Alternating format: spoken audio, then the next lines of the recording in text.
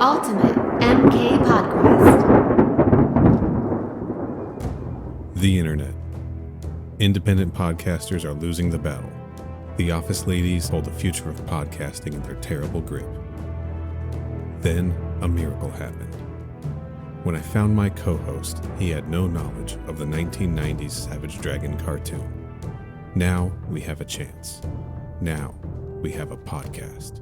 I have a stack of the official Sega Dreamcast magazine. Okay. Did you ever catch, I think Game Informer kept printing for a long time. Did you ever catch, the video game magazine? Was that ever a part of your life? Briefly. Not I didn't, subscribe to one. Right. But they were very much still enough of a thing that you had, official PlayStation magazine and, whatever the Xbox one was called, probably official Xbox magazine. The names got pretty uninventive after a while. But periodically, as a kid, I would pick one of those up, just sort of fuck around with it. This was kind of past the point. Tips and tricks. Yeah, Game Pro. This was past the point where you were getting interesting things in the magazine, like demo discs or anything. Right. So there wasn't a lot to gain necessarily. I mean, I don't want to disparage the editorial within the magazine or whatever, but I was a child and not reading it that way. You can disparage the journalism. Sure. I mean, by the time I was reading them, it might have been slightly better. Maybe. Potentially. But yeah. So sort of. I guess sort of would be the answer. Well, I was just looking at these covers of these Sega Dreamcast magazines. One of them, apparently I have a Dreamcast demo disc with some kind of F1 racing game on it, and I just wanted to tell you about that. Okay, sick. Which game is it? I think it's F1 World Grand Prix, I think is the name. Okay, cool. I'm going to look that up. Yeah, look it up. See if it's on Dreamcast. But I wanted to talk to you about another thing I saw. Well, it's on N64 for sure. So are those cohorts? They were contemporaries. Let's play F1 World Grand Prix Sega Dreamcast HD video. Let's do that. 128 bits of F1 power. That's one for every mile an hour the car goes. Heyo. But there was on a different issue at the bottom, there was just this hilarious little banner. I thought it was funny. This better hit, dude. This better be so good. It was three. If I don't laugh, the podcast ends without us talking about Savage Dragon. It was 3 statements, and it was God, what was it? I just looked at it. It was I think you should go get the magazine, maybe. Hold on. Yeah, let me go grab it real quick. While Neil's gone, I'm just going to say that the music in F1 World Grand Prix Sega Dreamcast slaps. It's extremely good. All right, I got it. Okay, hit me. Oh, this is, okay. So 8 exclusive playable Dreamcast demos, Dead or Alive 2, Revolt, Slave Zero Carrier, F1 World Grand Prix, Gundam Side Story, and Sega Swirl. Yeah, that sounds like an issue for me. So the cover it's Falcon from Power Stone, and I think it's Claire from Resident Evil Code Veronica. But the bottom banner says, DOA 2, rated, Shenmue, explained, Barry Bonds.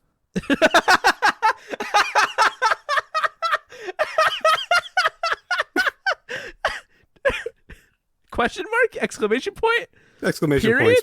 Exclamation points behind all of them. Holy shit. Barry Bonds. Yeah. Oh, that's so good. Wow. That's all really good. I'm not even seeing him in the table of contents here. The person playing this Dreamcast game is bad at it, by the way. Maybe he was just a contributing writer. Yeah, when he wasn't juicing for home runs, he was writing about fucking Dead or Alive beach volleyball. Well, that wasn't a Dreamcast game. That came out way later. What do I know? I just told you Dead or Alive 2 was reviewed. What do I look like? Some kind of expert? I know, but maybe he wrote about that also later in his career. Yeah, I guess he could. Yeah, you're right. It's the funnier game to mention. This person playing this game straight up looks like they have never driven around Monaco in their life and they don't know where to go. I'm going to stop watching this video now. Let's talk about... This is What the fuck did we watch? We're here to talk about part 2 of the Warrior King crossover, season 2, episode 8 of the Savage Dragon cartoon series, Endgame. Corey. Yes. Did you know anything about Savage Dragon before you watched this? Literally not. Nothing. A single cell of my brain, not a wrinkle of my brain, was used to house Savage Dragon information. And now that I've seen an episode of Savage Dragon, I'll tell you right now, for free, I still don't know anything about Savage Dragon. I mean, he's a cop in a city with sort of. You kind of have to just super assume that he freaks. must be the Savage Dragon at a certain point. Well, he looks like you couldn't tell by looking at him. He looks more like a Shape of Water fish man than a dragon. And I'm going to be completely dead ass honest with you. Yeah. I earnestly didn't think he was the dragon guy at first right away. Because I thought, no, hang on. I thought more characters were going to show up, and then they just never did. They call him the dragon. They call him Savage Dragon. That's the his version name. of this episode that I watched maybe lacked some of the fidelity of your experience. It's possible, I suppose. For anybody interested, this Savage Dragon cartoon series is streaming on Peacock and on the Roku channel. If you all want to check out season 2, episode 8, Endgame, but you don't have to. You really don't, and it's only 19 minutes, and you still don't. Yeah, well, the version you watched didn't have the opening credits, so that's why it was 19 minutes. I do want to say, whatever I missed of the credits, the opening title card, fucking cool as hell. Yeah, it was. All right. I'm going to give you a little bit of information about Savage Dragon. I'm not a Savage Dragon guy. I've never read a nobody page. Is. I don't know. My friends Jeff Smith and Alex Jankowski in 4th grade sure were Savage Dragon guys. They were bringing the comics to school and everything. I didn't read a single fucking page of Savage Dragon. I still haven't. But you better believe I am downloading a Savage Dragon anthology on Comixology right the fuck now. Yeah, you were sold by this? I was not sold. I just need to know more. Because you can go to Wikipedia for free. Well, that's where I started. And I learned a few things. All right, so let's give a rundown for everybody out there who is not a Savage Dragon head. So there's this cop, right? Mm-hmm. Green skin. Sure. Maybe kind of scaly. Yeah. Has a bit of a fin. Mm-hmm. The mohawk genuinely sounds a lot like Clancy Brown Raiden. Like really a lot. We'll talk about the voice shortly. Is it Clancy Brown? It's not. Sorry. And he hates. He doesn't think prisoners are people. Well, sure. He hates criminals. He hates a fire demon for sure. He's eventually sold on the Warrior King, and he loves chili dogs like Sonic the Hedgehog. Did we just sneak the Corey corner in? That's essentially the plot of the episode. Yeah. All right. Let me get just a little rundown of some of the stuff we've seen. All right. Fuck it. All right. That was the Corey corner. Was that actually the Corey corner? You got more to say. Finish it up. Welcome to the Corey corner. So the Warrior King needs his orb back, and like a fire demon called the Fiend that loves hate took it. And they eventually get it away from him, but it's not very satisfying when they do. No. And in the meantime, the Warrior King gets beat up by a cop, interrogated, eats a chili dog, approached sexually, I guess is the way I'll put that. Mm-hmm. Mm-hmm. He didn't seem that interested in a way that sort of, and that's about it. I think that's everything. The Fiend gets the orb, and instead of making life grow like it did and controlling the elements like it did in Street Fighter, it just makes him big and strong so he can absorb more hatred out of other people and out of other universes as well. Worth noting that so he sucks up a bunch of people. Yeah, he does. And when they're freed, they are no longer alive. And they are spirits that go to heaven. Oh my God. I think those were the spirits he pulled in from other universes that then it's not clear. It's not clear because they do not show the people. Yeah, you're right. It's not clear. All right. So this is a cartoon series. All right, here. Okay, Neil Nook time. Corey, get over. Hey, get over here. I can't do a Chicago accent. Oh, get over here. I don't think that's right. That's Minnesota. Do we know anybody in Chicago? They're coming. They're coming over here. That can't be right. Do we know anybody there? Could we get somebody to say it in the correct accent? Jeff and Brandon live there. Well, there you go. Somebody get Jeff or Brandon to say it. All right, no, fuck it. Just come on over here to the Neil Nook for a minute here. Mm-hmm. Mm-hmm, mm-hmm. I'm there.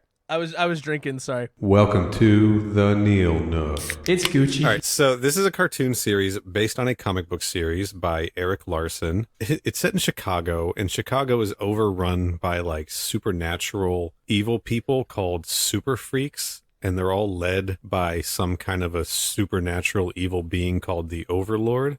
And one of these super freaks is the Fiend, who we met in this episode. Dragon is a dragon man with amnesia who was found by Lieutenant Frank Darling, and Frank Darling made him be a cop. Right. Why wouldn't you? You know? Because if you're already a cop, you're just going to make the big dragon man be a cop and help you fight all the evil super freaks. That's the term they use, super freaks. This comic book, every single issue, I believe, has been written and drawn by Eric Larson, published by Image Comics. Issue number 1 of like this version of Savage Dragon came out July 1992, 29 years ago, and the series is still running. Pretty impressive. Wow. Yeah, it is. Yeah. And the writer also draws it? Yeah, he does everything. I can't fault him for that. Yeah, I do not have like I said, I never read Savage Dragon. I'm definitely going to look into it and give some updates on a future episode, I'm sure now, because we need stuff to talk about sometimes. But I did find out something interesting about the villain in this episode, the Fiend. So at some point in the early run of the comic book series, Dragon had a girlfriend named Debbie Harris. Okay. And Debbie Harris had an ex-boyfriend named Alex Dimple, who then murdered Debbie Harris and made a deal with the devil to get supernatural powers, and the devil turned Alex Dimple into the Fiend. That's the backstory of that villain. He murdered Savage Dragon's girlfriend out of jealousy and then sold his soul to the devil. So really quick, I looked up Eric Larson, and I ended up on the Image Comics fandom site. Oh, boy. Which there is personal history, and it just says personal history of Eric Larson is unknown. That's a good sign, right? How elusive. I mean, I don't know, maybe Wikipedia's got more, but that's extremely funny, and I will not check further. So yeah, Savage Dragon's been running for like 29 years. He's done crossovers with like Ninja Turtles and stuff like that. And he got a cartoon series out of it that ran for like 26 episodes. That's twice the amount of episodes Mortal Kombat got. So there's some amount of popularity to this character. And I remember Savage Dragon being kind of a big deal in the 90s. You know, he was up there with Spawn and that kind of shit, right? And Wildcats. And I will say, based on my limited experience with Spawn, tonally, this felt very Spawn, even if that's wrong. It felt like Spawn as accessible for children. This is 100% early 90s comics toned down for children, like fully. Let's get into some of the credits on this episode. So this was written by a man named Richard Stanley. He also wrote an episode of Street Fighter, the animated series, which we talked about last week, and some episodes of the RoboCop cartoon, RoboCop Alpha Commando. That's right. They made a RoboCop series for children. Yeah, of course. It was directed by Craig Wilson, who's mostly a storyboard artist. I just picked out a couple things for him. He was a storyboard artist for, I think, season 2 of Young Justice. He was the storyboard artist for Heavy Metal 2000. And he's credited as a storyboard artist for an episode of The Colbert Report. Oh, okay. Let's talk about voices, right? We've got Michael Dorn back as the Warrior King, of course. Right. Now we've got a whole bunch of Mortal Kombat connections. Jim Cummings voices Savage Dragon. Okay. He also voices Dr. Robotnik on the Sonic the Hedgehog cartoon that doesn't have the chicken robot. I like how you're starting to cut that question off before I can ask it. Because what I was about to say, as always, dear listener, is it the good one? And you've said, no, it's not the good one, so we can continue. He also voiced Shang Tsung and Sub-Zero on Mortal Kombat The Journey Begins. Okay, cool.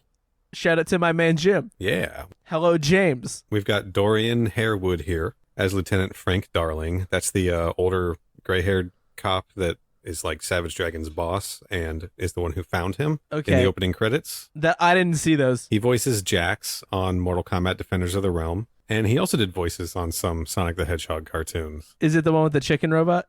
It's the one without the chicken robot. All right. We've got Jeff Bennett as Sergeant Howard Neisman. Neisman? I think it's Neisman. Sergeant Howard Neisman. Nice man. He's just the cop that came in during the interrogation scene. Which one? The shitty one or the other one? The shitty one. Okay. The other one was Lieutenant Frank Darling, Dorian Harewood. The shitty one, Sergeant Howard Neisman, voiced by Jeff Bennett. Jeff Bennett voiced Johnny Cage and Scorpion in Mortal Kombat: The Journey Begins. How could I forget? He also voiced Hogue on Kipo and the Age of Wonder Beasts. Hey, there we go. And I missed this when we talked about him on the Journey Begins episode. He was Eddie in Friday the 13th, Part 7, The New Blood, which is my guilty pleasure Friday the 13th movie. Is it really a guilty pleasure at that point if you're a fan of the series enough to have seen at least 7 of them? I've seen all of them. It's a bad one that's fun to watch. It's the Halloween 6 of the Friday the 13th movies.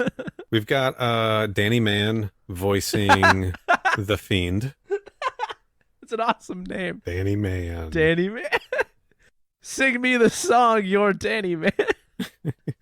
He did some voices in Babe, Balto. Pig in the City? No, the first Babe. What is... Oh, right, whatever. But I was making sure that that's what we were talking about. We're talking about the pig? Yeah, the pig. Okay. Yeah. He's done a bunch of Pixar voices. He did voices in Despicable Me, Minions.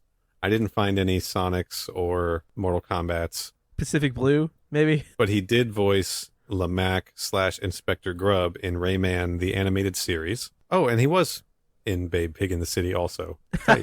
How many things got a cartoon in the fucking 90s? And he was in the Earthworm Jim cartoon and Bobby's World. How and many Quack things Pack. got a cartoon in the 90s? And the Tick and the Aladdin cartoon series. Someone else in this was too, but who cares? The list goes on. And Madeline, the little French girl cartoon. And hey, look at that. He did do additional voices on the Sonic the Hedgehog cartoon. Which, do I even need to ask? The one without the chicken robot. Cree Summer is credited as doing just voices. I don't think she was in this episode. Why do I recognize that her. name? That's Kitana from Mortal Kombat Defenders Right. of the Okay, Realm. yeah. Frank Welker is also credited as doing voices. He was Shao Kahn and Reptile in the Mortal Kombat 95 movie, plus, Transformers and everything else. It's Frank fucking Welker. And Kath Soucie is Savage Dragon's partner, Alex Wilde, and also voiced, this cannot be, voiced what I can only presume, this is the hot cop that flirts with Warrior King. I already forget that character's name. I'm sorry. Her name is Rita Meter Maid. That can't be right. Rita, Medermade. Oh my God. Jesus Christ. We got Nice Man and Meter Maid as surnames in this fucking And cartoon. Darling, which I know real people have, but it's still relevant. Kath Soucie does a bunch of voices. Most notably, she was Princess Sally on Sonic the Hedgehog, the one without the chicken robot. I know. I think at this point we have to point out when it is the one with the chicken robot. And that's it for the Neil Nook. Can I make a petition? Sure. Can we talk about this like Mortal Kombat Annihilation? Kinda, man. I want to talk about how... Let's give the basic setup here. Right, we got to tell people what the Fiend does, and then we don't really have to talk about the Fiend a lot. Despite him being the bad guy. What the Fiend does is he seems to be able to put himself inside of people and use them as hosts and feed off of their hatred. And sometimes that means he looks like them, and sometimes it means they get sucked inside of him. It's very inconsistent, and that shift seems to change when he gets his hands on the orb, right? Because the orb is now in this wasteland, Chicago, where two bums are arguing, and I hate to use the word bums, but yeah, there's got to be can we come up with a better word? Where two homeless people are arguing. One of them is very aggressive and talking about how much he hates everything, and the other one is just trying to be chill and in brief defense of the guy who hates everything, I'm also tired of these stinking rat politicians lying all the time.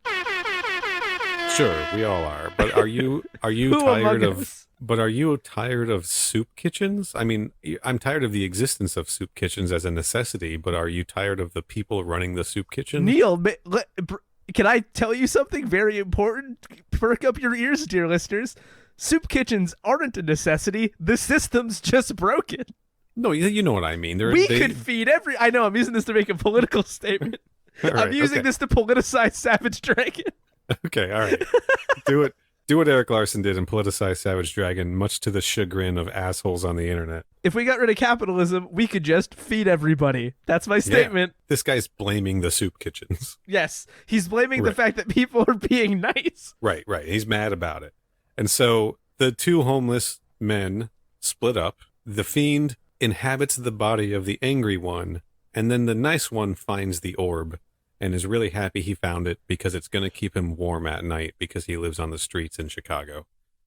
And this is a children's cartoon. Yeah, so I know that we wanted to talk about the plot, but I need to say something now. This is such a dramatic shift in tone from Street Fighter and Defenders of the Realm and Mortal Kombat. Yeah, of course. To this is like absolutely twisted. It's very like gritty and very like it's founded in a world that at least looks like our own, and that's a weird pivot. Never mind the fact that again, I don't want to ascribe these things to Eric Larson necessarily, but there's a lot of this cartoon has some stuff to say that's kind of fucked up. It's a weirdly cynical experience to watch. Yeah. What did you describe it as? Propaganda? I hadn't used that word yet today, but I'll use it. Sure.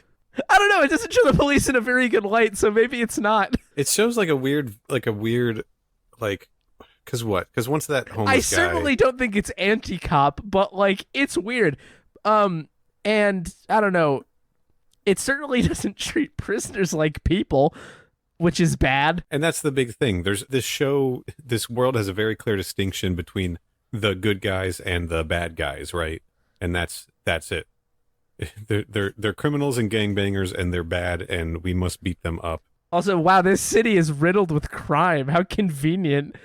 And we're good people because we're the cops, and we protect the nice people from the bad people, and the bad people are everywhere. It's an unrealistic portrayal of how that works in real life, of course. And I'm not even articulating my complaints well. It's just a weird, tonally weird cartoon with a bunch of shitty cops in it, but it's not really making a statement. Like, the world's just angry. Like, I have a note that says, like, when Savage Dragon and Alex Wilde are driving around and they get a call about, quote unquote, a disturbance on Skid Row and a possible hate crime against homeless people. Alex is all like, who could be so low as to attack a homeless person? And I was like, cops. Cops would be. Cops attack homeless people all the time. Cops do it all the time. Literally, being homeless. Literally like, in... People call the cops on homeless people daily. Literally in the capital of the province that I live in.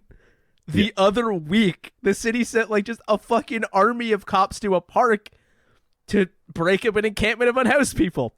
That's just real life.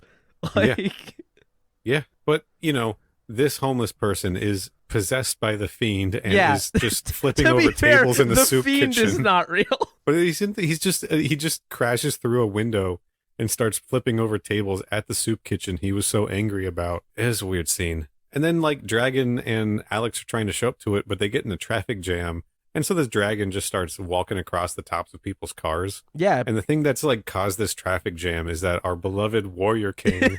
the arrival of the Warrior teleported King. into the middle of a busy street and is terrified by all the cars around him and just shooting beams out of his staff at, like, semi-trucks and shit. God, I wish we understood how this staff worked. Because it doesn't have, like... holes or anything. It's just a staff that shoots lasers, and that's awesome. Also, but like, what is it? What is it? Because last week when we talked about Street Fighter, he was shooting his energy beams out of his belt buckle, like. That's awesome. And this week he's shooting them out of his staff. That's right? awesome.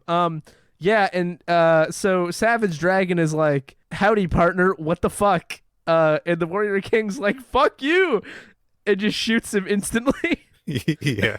And our boy Savage Dragon is like, "Hey man, what the fuck?" and just punches him across the street into a wall. Yeah.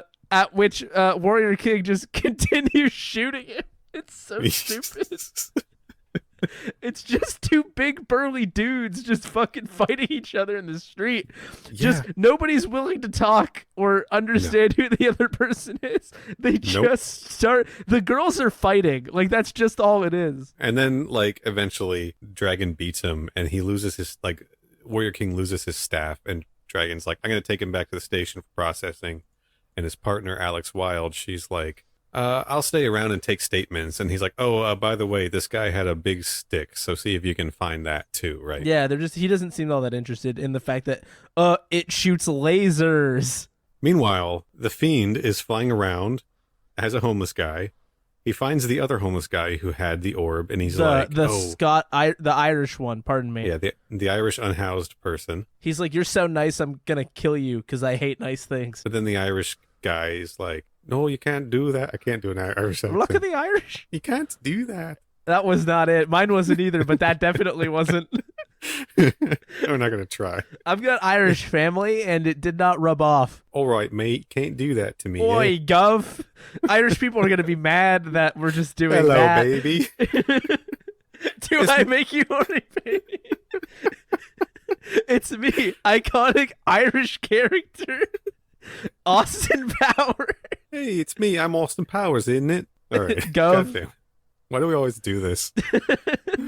Our numbers are way down in the UK. We're just alienating listeners as much as we possibly can. Anyway, sorry to all our Irish listeners for that. Yeah, we're a little and sorry. Our Northern Irish listeners, presumably. Sure. Either way, pretty much anyone in Europe. We're sorry. Sorry to Greg. Sorry. Also Australia. There's some accent overlap sometimes. Sorry to Dom and Paul. Well, one of them. I'll let you decide which one. Everybody in chat, there's a poll right now. Vote for which one we're sorry to. But yeah, all right. So this is how much we don't want to talk about Savage Dragon. So Fiend wants to fuck up the nice homeless dude, and the nice homeless dude is suddenly like super strong because of the orb. So now Fiend's like, oh shit, I want that orb. It's not from here. I want that so bad. And the Irishman is sad that he punched him. He's sorry about it because he's pure of heart. Yeah. Like the kid from Captain Planet. Which I'm sure one of these people did voices on. I'm sure Probably. I saw that when I was browsing IMDb. But so I don't know, dude. He gets the orb from the guy. He leaves the one host body, and then he takes the orb, and now he's like, I got all this power, and then he starts sucking up people into him, right? And that's what he's gonna do for like the rest of the episode. He's just gonna like go around sucking up hatred out of people, like absorbing them into him, and then like throwing cops through windows and stuff. That's what the Fiend is going to be up to for a while. The cop's license plate says cops. Feels important to note. I got to talk about this interrogation scene because like we know the Warrior King's deal. He's chasing his orb through time and space because without it, his home world is going to die, right? So he's telling Dragon about how badly he needs this orb, and the Dragon makes a dick joke. Did you catch that? Maybe. If you wouldn't mind, I think you should say it anyway. If you know what it is. Sure. He's talking about Warrior King's staff. He's like, I thought it was that stick of yours that got your blood pumping. Oh, was that a dick joke? That's 100% a dick joke. It sort of is. It's a dick joke. I think you definitely want it to be one. I didn't want it to be one. It just kind of happened to be one. I mean, I don't know. You could just live in my world where I didn't interpret it that way, and then it wouldn't have to exist. I could, but it's too late. You could also live in my world where the Sonic cartoon with the chicken robot's the superior Sonic cartoon. If you wanted. Do we need to get into the details of the Sonic cartoons? Because there's technically a chicken robot in both. Well, the good one with the chicken robot, everybody knows which one that is. I don't need to specify. People know. All right. Anyway, during this interrogation room, this is when we see Nice Man. He calls Warrior King a super freak. Frank Darling is watching the interrogation. Warrior King's telling Dragon all about his energy sphere, traveling time and space, etc., etc. And then Lieutenant Frank Zappa Darling and Sergeant Niceman, or whatever, tell the 7-foot-tall Dragon Man that the Warrior King story sounds preposterous. Yeah, that was a thing that I had a hard time kind of getting on board with. In this city of super freaks. You live in a world filled with demons. Yeah, and your partner is a literal dragon man, but this dude dressed like Conan is a bridge too far. Dumb writing, anyway. But I mean, I don't know. It's a part 2 of a 4-part cartoon crossover. How much can we realistically ask for? Sure, that's fair.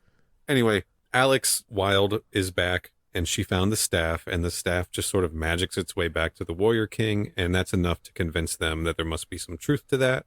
And the deal is, if the driver of the semi-truck that the Warrior King attacked doesn't press charges, they'll let him go. And that's a weird thing for a children's cartoon also. Yeah. But also, evidently, they don't really mind if the truck driver wanted to press charges or not. yeah, because they let him escape into the sky. That's what he did. He's free to go, yeah, at the end of the episode. Yeah. But presumably, he's walking out of the station in the morning to go look for the orb, so I guess they got the guy to not press charges. You know what this episode lacked? The detail? Scene, well, sure. The scene where in anything where people get arrested, they have to go to like the guy and be like, hey, can I get my personal effects? Like I wanted to see him, the Warrior King, come out in like a like his garb, but like he doesn't have his like horned headband and he needs his belt buckle and his staff, and like they have to give him all his stuff in a bag. You know the scene. Been good. We should talk about his appearance. He looks better in this than he did in Street Fighter. Yeah, this cartoon, acknowledging the fact that I watched a shitty looking bootleg, I think it looks better than the other shows we've been watching up to this point. I think so. I think it looks crisp as hell. You see that shit streaming? Go check it out on the Roku channel if you can. Go check it out on Peacock Premium for money if you want to. Don't spend money on it if you don't have to. It looks good. Like it looks pretty good. Like it's good 90s animation. It's solid. That's all I really have to say. He's got more definition, the Warrior King. He's got a little bit more detail and definition, like in his face and stuff, than he did in the Street Fighter episode. Spoiler alert, he's going to have significantly less definition in the Defenders of the Realm episode to a comical level. That's to be expected, I think. Yeah, but I'm not ready for it. You're not ready for what the Warrior King does in the Defenders of the Realm episode. I'm looking forward to it. That's all I have. Now we get a scene where there's just like some two dudes like fighting in the street. Yeah, so here's the thing that I wanted to kind of air my grievances on. I'm gonna pin my critique here because it's not that deep. Why is this world so hateful? Why does it just picture the worst in everybody, especially people who, socially speaking, are already inherently given negative reputations just by virtue of their fucking existence? You've got allegedly people in gangs. You've got people who have to live on the street and criminal, like people in prison, and they're all just framed to be fucking terrible. Like that, you know what? This is exactly how they were treated on like Baywatch, Pacific Blue. Hold on, I have a list here. Oh, are you telling me these shows might not be politically sound? VIP. Oh boy. Probably Silk Stockings. Probably Silk Stockings. Raven. Just like that was just like a thing. That was it. It was everything was black and white. Right? Anyway, that's why there's so many fucking cop shows. I don't know, man. Chips, probably. Anyway, I hate this nightmare world that is just like fantasy NCIS. And something about that just rubbed me the wrong way the whole time. Like I wasn't totally having fun with it. I was just like, why is this world so fucking negative? That was just extremely weird. And like tonally, I don't know, I missed this particular brand of 90s sort of edgelord shit. And well, I don't really connect with it. It must be why you're a little bit more well-adjusted to things than I am. I guess. But all right, I don't want to talk about the darkness in my soul.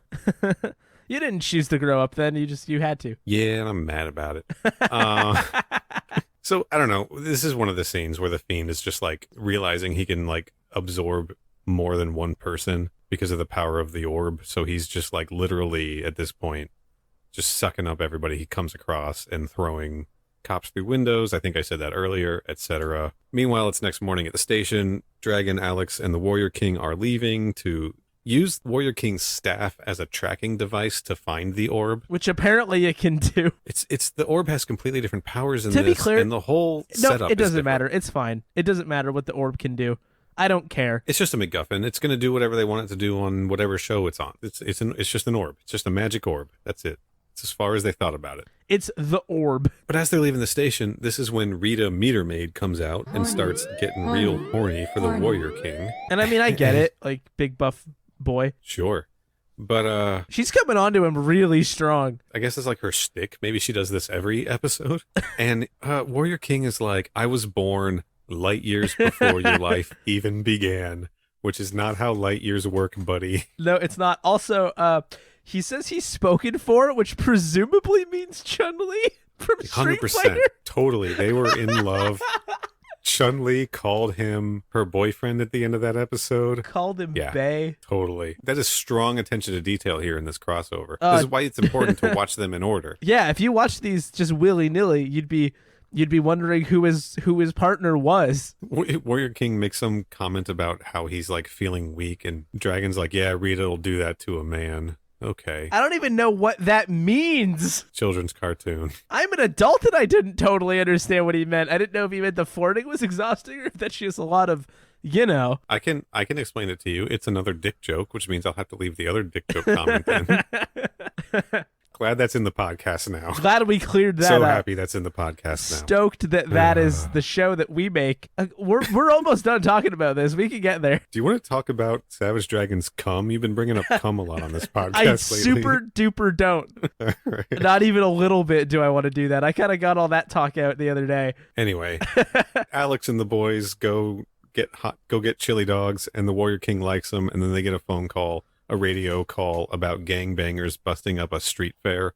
And then we get to see these gangbangers busting up this street fair. And one of the gangbangers 100% looked like Walter White from Why Breaking is this Bad. scene so long? I don't know, dude. Because this was the action, right? It's not very good action. But of course, because it's a bunch of people being hateful, the Fiend is there, and he is absorbing all of the gangbangers and getting even bigger and stronger. And you get to see like their heads pushing out of them, like in Nightmare on Elm Street, Dream Master, I think, the fourth one. Might have been the third one. I haven't seen the fourth one yet, so I don't know. But yeah, pretty sure it was Dream Master. Little nod to that, I'm sure.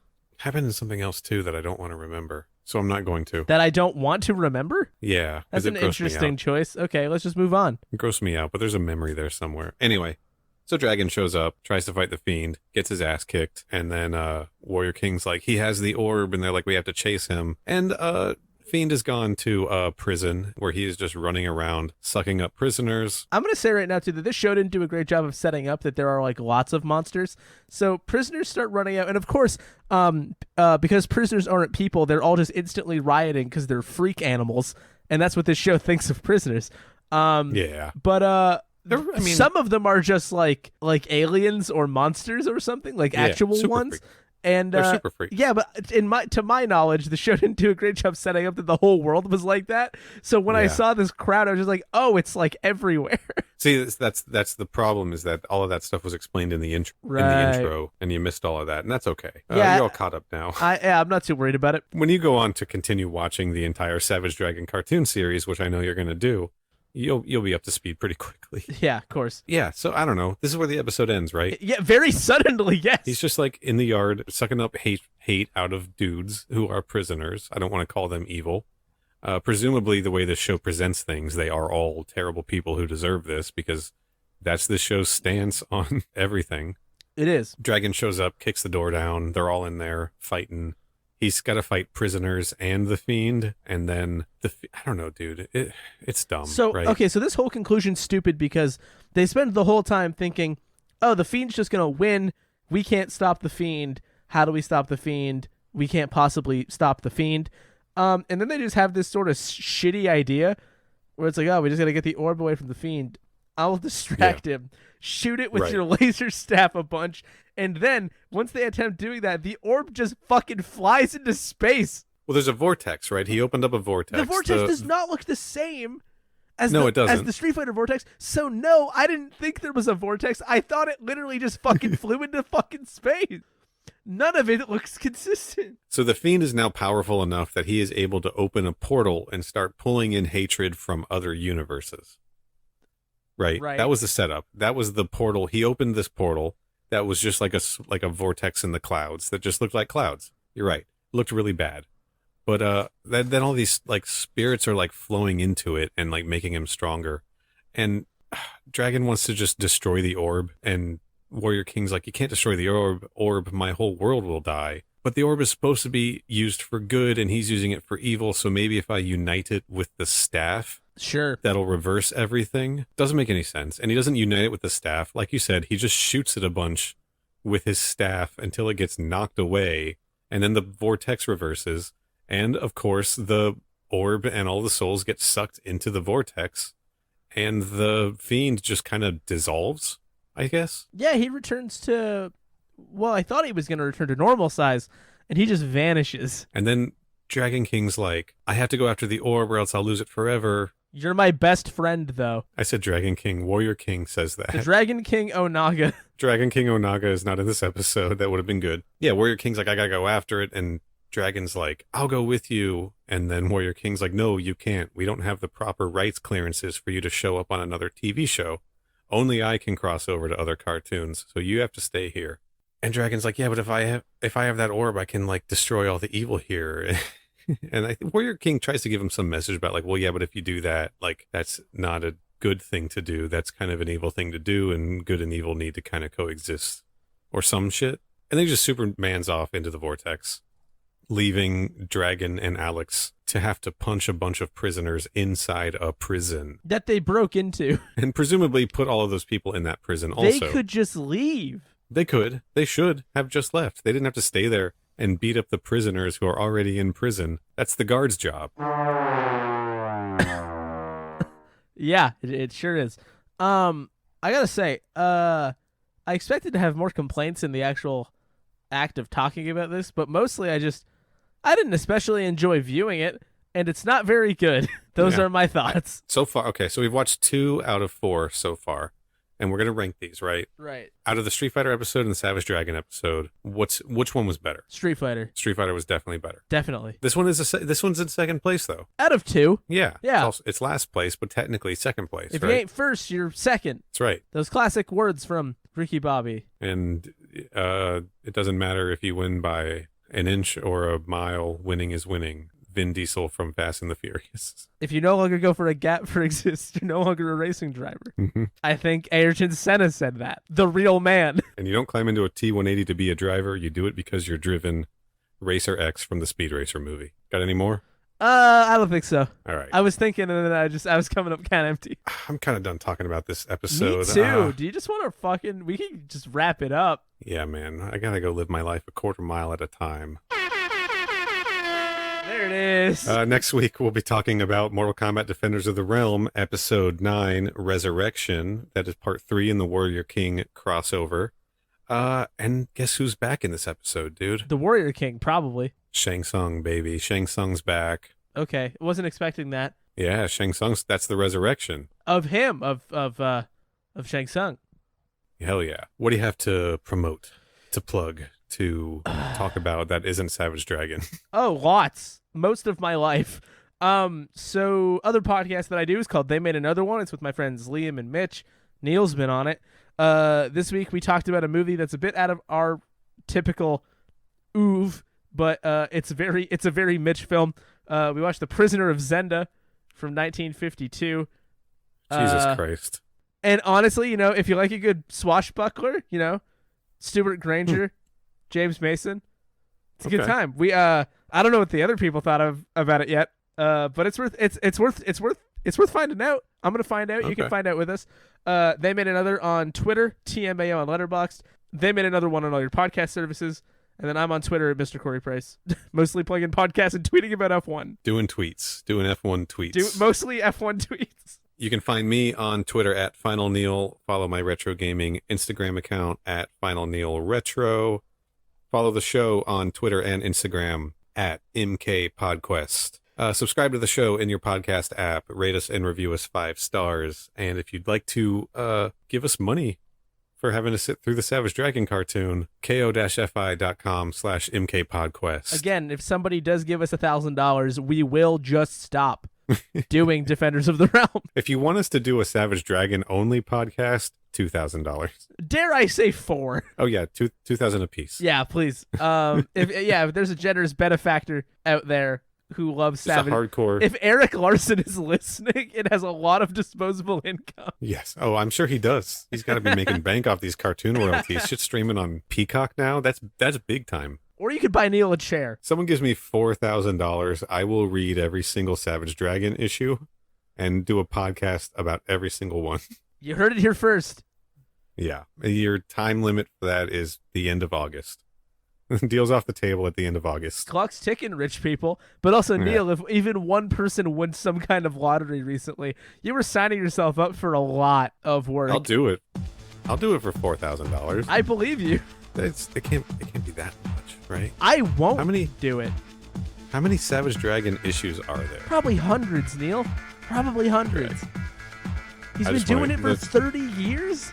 29 years, technically. There are... If anybody out there knows how many issues of Savage Dragon there are, anchor.fm/MK Podquest to send us a voice message. This really fizzled out. Yeah, just like Savage Dragon, the cartoon did.